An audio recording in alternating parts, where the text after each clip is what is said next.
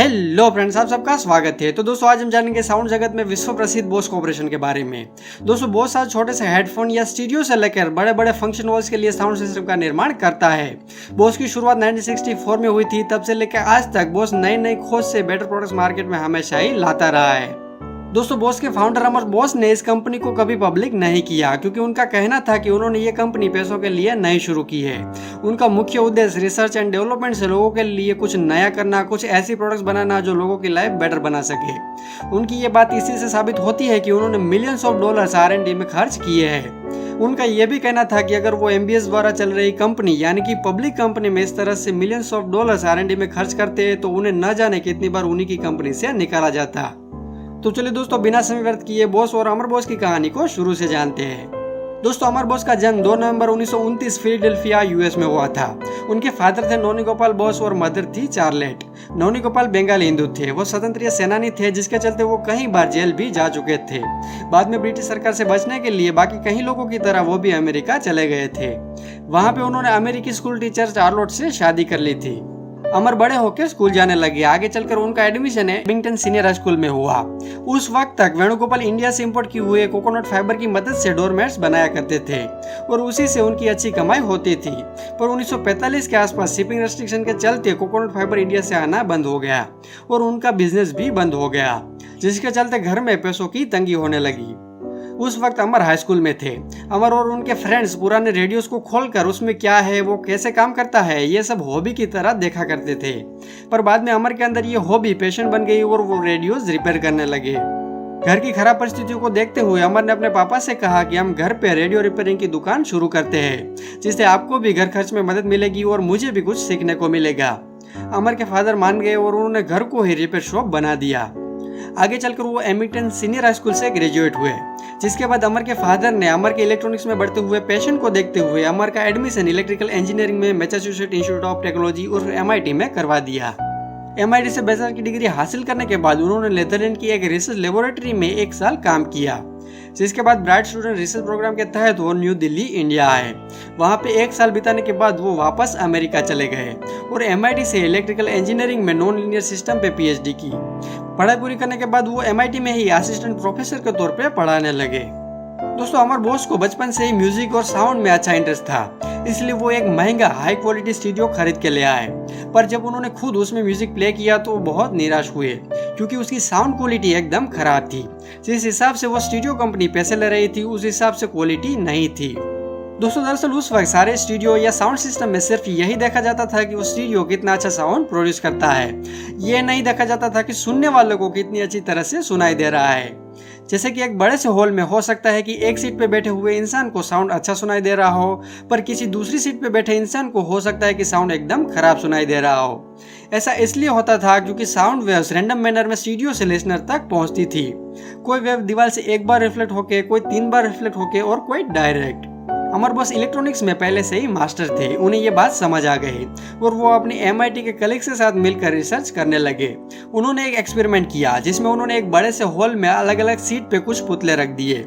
उन पुतलों के कान में माइक्रोफोन रख दिया और म्यूजिक प्ले किया और फिर अलग अलग माइक्रोफोन से रिकॉर्ड की गई आवाज सुनी, जिसमें यह साबित हुआ कि हर जगह आवाज अलग अलग तरह से सुनाई देती है। जिसमें उन्होंने रिसर्च कंटिन्यू किया और फाइनली एक 2201 स्टूडियो सिस्टम की खोज की।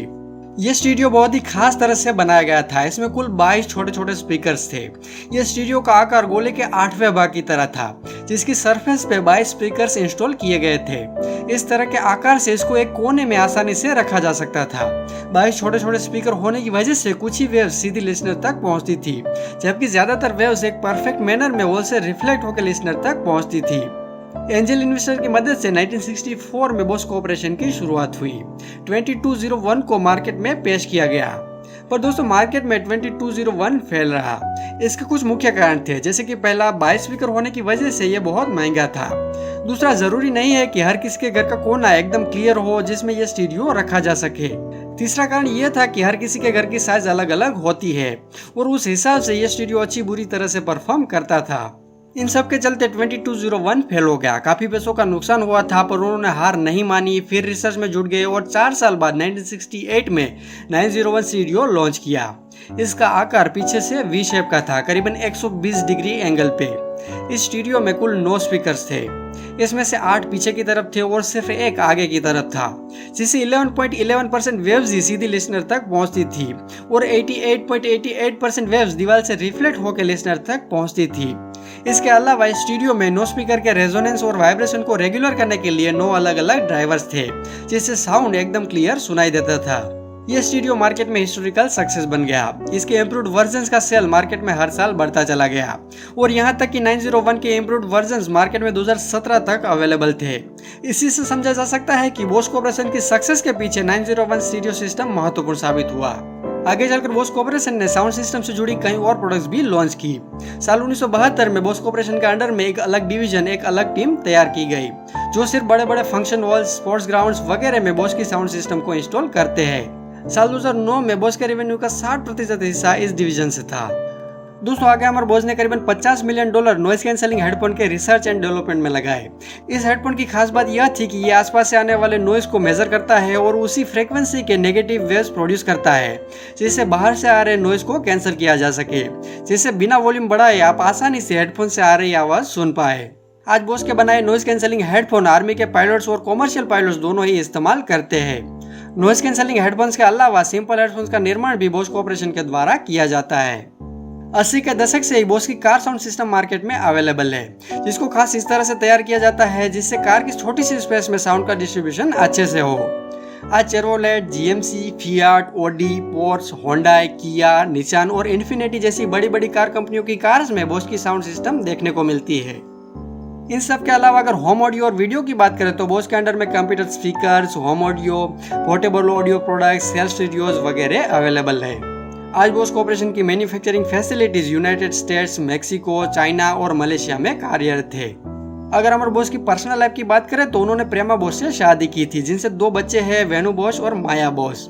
आगे चलकर अमर और प्रेमा का डिवोर्स हो गया, जिसके बाद अमर ने उर्सुला बोल्थोसेर से शादी की थी। 2011 में अमर बोस ने बोस कॉर्पोरेशन का ज्यादातर हिस्सा अपने पुराने एम्प्लॉय और उनकी फेवरेट कॉलेज MIT के नाम कर दिया था। दोस्तों, साउंड जगत में हर मुमकिन सफलता हासिल कर 12 जुलाई 2013 को अमर बोस ने इस दुनिया को अलविदा कह दिया। तो दोस्तों, ये थी बोस कॉर्पोरेशन और अमर बोस की अमेजिंग स्टोरी। उम्मीद है कि आपको पसंद आई होगी। प्लीज ऐसी नई नई वीडियोस के लिए हमारे चैनल को सब्सक्राइब कीजिए। धन्यवाद।